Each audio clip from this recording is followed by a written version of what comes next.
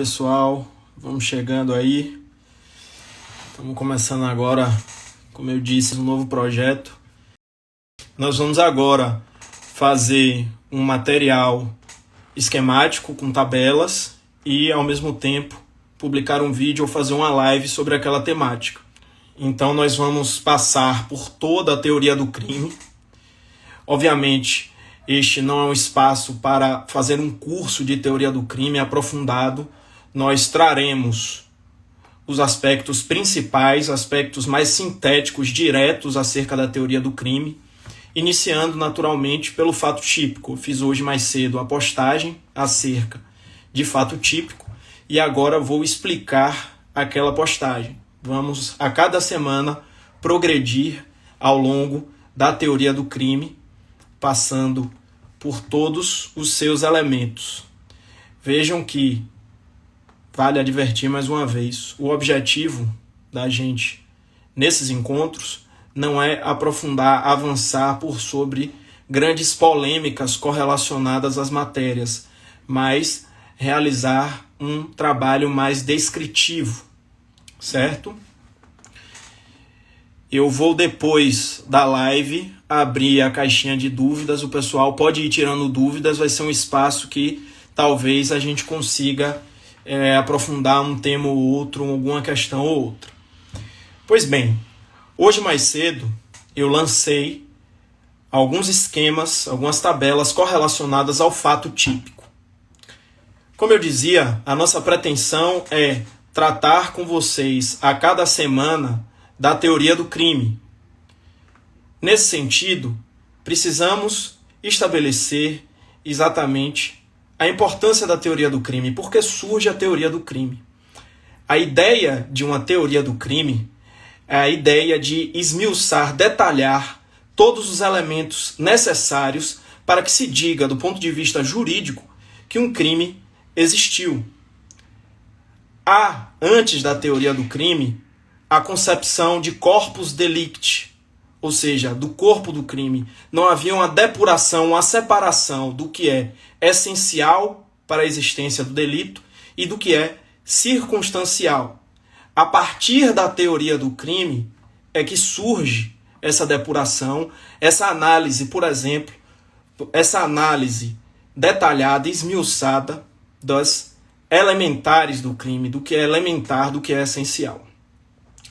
É a partir dessa teoria que surgem as concepções de tipicidade, antijuridicidade e culpabilidade. Como eu dizia, nós não vamos nos debruçar sobre polêmicas que vicejam na doutrina acerca de questões que não estão definidas, tais como teorias bipartidas, tripartidas, quadripartidas do crime. Só para que todos possam entender, há um determinado conceito de crime, o conceito analítico de crime, e é a partir desse conceito e de acordo com a teoria tripartida, que é a teoria majoritária, que nós vamos desenvolver esses pequenos encontros. Para a teoria tripartida do crime e de acordo com o conceito analítico de crime, crime é fato típico, ilícito e culpável. Iniciando a análise acerca do fato típico, nós vamos fazer uma escadinha, fato típico, ilícito e culpável. Iniciando a análise acerca do fato típico, que foi a nossa postagem de hoje, precisamos entender, inicialmente, uma distinção entre fato típico, tipo legal e tipicidade. Muitas pessoas se confundem e chegam a dizer que crime é tipicidade, ilicitude e culpabilidade. Não. Tipicidade, ilicitude e culpabilidade são possíveis características, adjetivações de determinados fatos humanos. Então, para já dar uma depuração terminológica, o crime é fato típico, ilícito e culpável. E nós vamos começar a análise do delito através do exame do fato típico. O fato típico é o fato humano que é emoldurado por uma norma penal e que lesiona um bem jurídico penal. Dentro deste conceito de fato típico, estão presentes os conceitos de tipicidade objetiva, tipicidade formal, também assim chamada, e tipicidade material. Como eu dizia, fato típico é o fato emoldurado por uma norma penal, e aí está presente a chamada tipicidade formal, é a adequação de um fato à norma. Então, quando João mata José, há tipicidade formal, porque o Código Penal tem uma norma, o artigo 121, que positiva a criminalização do homicídio, através da aposição da seguinte fórmula: matar alguém. Matar alguém é punido e, por ser objeto de uma sanção negativa, é reputado crime. Então, como eu dizia, o comportamento de João, que mata José, detém tipicidade formal porque há adequação deste comportamento a uma norma criminalizadora. É necessário ainda que o fato seja lesivo a um bem jurídico. Então eu dizia que é necessário alinhavar a tipicidade formal à tipicidade material do fato, certo? Então, vejam vocês, se eu subtrair, por exemplo, uma tampa de uma caneta, este fato, muito embora possa ser perfeitamente enquadrado pelo artigo 155 do Código Penal, subtrair coisa alheia móvel, não detém lesividade. O direito penal, nesse campo, seria excessivo, desproporcional. Imaginem vocês impor uma pena de 1 a 4 anos contra alguém que subtrai a tampa de uma caneta Bic. Então, retomando a nossa linha lógica, a linha do nosso esquema postado no feed mais cedo, o fato típico é o fato humano, que é perfeitamente emoldurado por um tipo penal e que lesiona bem jurídico. Eu dizia mais cedo também, e já passando as distinções necessárias, que o fato pode ser típico, é dizer, a tipicidade é uma possível característica de um fato. Nesse sentido, tipicidade é a possível característica de um fato que é moldurado por uma norma penal e que lesiona o bem jurídico penal. E, por outro lado, o tipo legal é o dispositivo que contém, nesse campo que nós estamos estudando, estamos falando de normas incriminadoras, o tipo legal é o dispositivo que contém uma determinada proibição. Então, nós temos 3 conceitos que o concurseiro, a concurseira, o estudante de direito, de forma geral, para entender o direito penal, precisa dominar. O de fato típico, o de tipicidade e o de tipo legal. Retomando e sintetizando, fato típico, o fato que é moldurado por uma norma penal e que lesiona o bem jurídico penal. Tipicidade é a qualidade do fato que é moldurado por uma norma penal e lesiona o bem jurídico penal. Tipo legal, em linha de síntese, é a norma incriminadora, nesse campo de que estamos falando. O tipo legal, vale dizer, pode veicular normas distintas de normas incriminadoras. Há, por exemplo, normas explicativas. Quando nós temos no artigo 327 do Código Penal o conceito de funcionário público, estamos diante de uma norma explicativa. Feita essa abordagem, vale dizer que os tipos legais podem ter diferentes elementos. E todos esses elementos precisam estar preenchidos para que se diga que um fato é criminoso. Quais são esses elementos? Adotei, para construir esse esquema, a obra de Rogério Sanches, o Manual de Parte Geral de Rogério Sanches, que tem uma construção interessante e que pode esclarecer e pode cair em provas no tocante aos elementos dos tipos legais.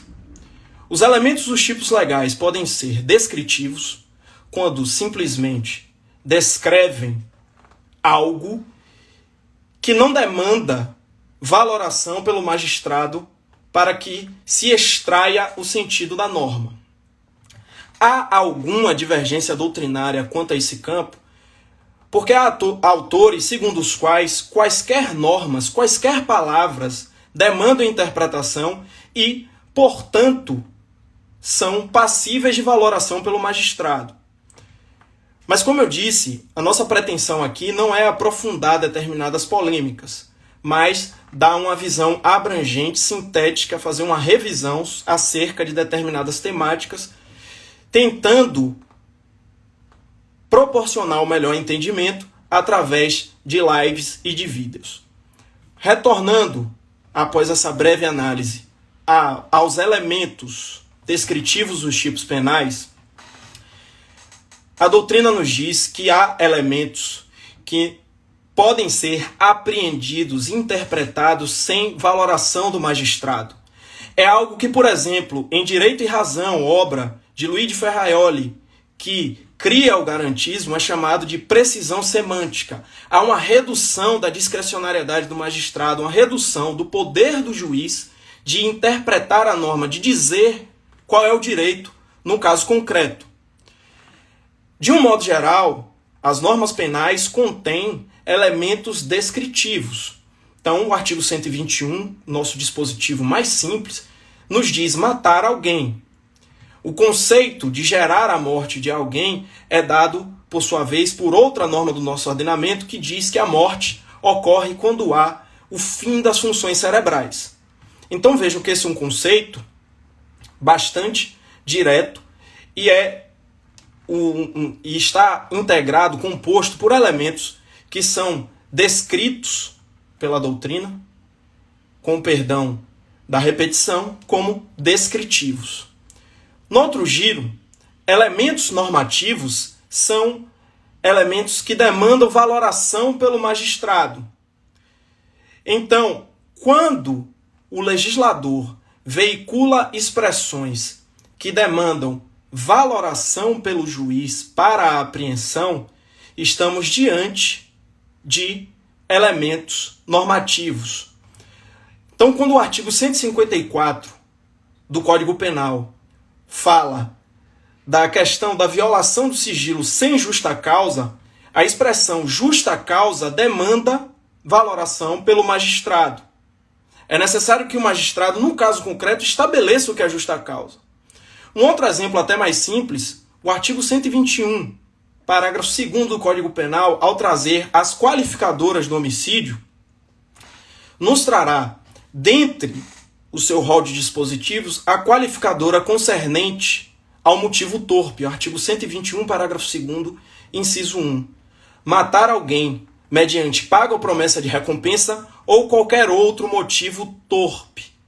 Cabe ao juiz indicar o que é motivo torpe e, por isso, estamos diante de um elemento normativo. A doutrina fala ainda, no campo dos elementos que podem integrar os tipos legais, em elementos científicos. Elementos científicos são expressões contidas em normas legais cujo sentido é extraído da ciência. Então, quando se está diante de crimes que tratam da proteção a embriões humanos, por exemplo, como está lá no nosso esquema, a expressão embrião humano é extraída da ciência. O sentido dessa expressão é científico. Há ainda dois elementos subjetivos concernentes aos tipos legais de acordo com a doutrina. Há elementos subjetivos positivos e elementos subjetivos negativos. O elemento subjetivo positivo é aquele que precisa estar presente no caso concreto para que uma norma incida. No mais das vezes, inclusive, os dispositivos veiculam elementos subjetivos positivos. Vejam, o artigo 33, parágrafo 3º da Lei de Tráfico de Drogas, a Lei 11.343, traz um dispositivo que é bastante interessante por conter exemplos tanto de elemento subjetivo positivo quanto de elemento subjetivo negativo. Elemento subjetivo positivo daquele caso: trazer consigo droga para consumo. E no caso desse dispositivo, o agente traz consigo a droga para consumir em conjunto com outrem. Então vejam, há aí um elemento subjetivo positivo, qual seja, o agente precisa ter a intenção de consumir a droga em conjunto com o terceiro. Então ele precisa ter a intenção, precisa estar presente aquela intenção. Há aí um elemento subjetivo positivo. Por outro lado, no mesmo artigo 33, parágrafo 3º, o legislador exige, para aplicação da norma, que o agente que traz consigo a droga para consumir com terceiro não tenha a finalidade de lucro. Se houver finalidade de lucro, essa norma será afastada. Aplicar-se-á, no caso concreto, a norma do artigo 33 caput da Lei de Drogas. Então, há um elemento subjetivo positivo no artigo 33, parágrafo 3º, qual seja a intenção de usar a droga em conjunto com o terceiro, e um elemento subjetivo negativo. Negativo porque ele não pode estar presente. O legislador afasta a norma se o agente detiver uma determinada intenção. Qual a intenção, no caso? A intenção de lucro. Se o agente tiver intenção de lucro, não será aplicável o artigo 33, parágrafo 3º. Esses são os elementos dos tipos legais, que, como eu dizia anteriormente, podem eventualmente emoldurar um determinado comportamento. E ao emoldurar um comportamento, dão-lhe a pecha de tipicidade, fazem com que um determinado comportamento seja considerado típico. Esses não são os elementos do fato típico. No campo da teoria do crime, há um detalhamento, um aprofundamento acerca das elementares do crime, e no campo de cada uma dessas elementares há ainda mais detalhamento, mais aprofundamento. E quais seriam os elementos do fato típico? Um dos elementos a gente já sabe, que é a tipicidade. O fato precisa ser emoldurado por uma norma penal. Os outros elementos, vejam, são extraídos de uma construção muito lógica. Quando a teoria do crime começa, se está diante de um período em que vicejam grandes teorias, grandes ciências calcadas na observação e na formulação de teses e de regras concernentes a relações causais, relações de causa e efeito. Há, portanto, um apego nessa construção à observação do crime enquanto fato da natureza. É por isso que nós chegamos os demais elementos do fato típico com os seguintes contornos: conduta, que nós vamos esmiuçar na próxima postagem, nexo de causalidade e resultado. Vejam que aqui está a estrutura de um fato do ponto de vista de uma análise causal. Conduta, o nexo de causalidade, o que une essa conduta a um resultado. Essa é a visão do ponto de vista da construção de uma teoria que tenta avaliar cada um dos detalhes do crime, que claramente se liga à ideia de uma teoria causalista a esse momento histórico. Vejam que estes elementos são apropriados, eles permanecem, eles continuam sendo analisados até hoje, porque a teoria do crime, embora tenha passado por diversas mudanças do ponto de vista teórico, também permitiu que determinados conceitos persistissem na análise do direito penal. Então, em linha de síntese, o que nos interessa para fechar a aula de hoje, ou melhor dizendo, a pílula de conhecimento de hoje, é fato típico. É o fato humano emoldurado por um tipo penal que lesiona bens jurídicos penais. O fato típico pode ser subdividido nos seguintes elementos: conduta, nexo de causalidade, resultado e tipicidade.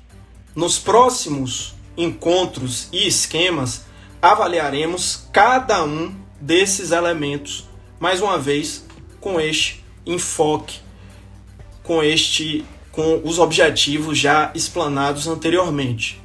A ideia é que nós façamos uma revisão e proporcionemos um entendimento acerca daqueles cards mais sintéticos, porque o que eu pretendo é que vocês tenham, através dos destaques, uma revisão rápida de direito penal com algum aprofundamento, mas obviamente não será possível dar um aprofundamento de um curso de teoria do crime ou de um livro, né, sobre teoria do crime, certo?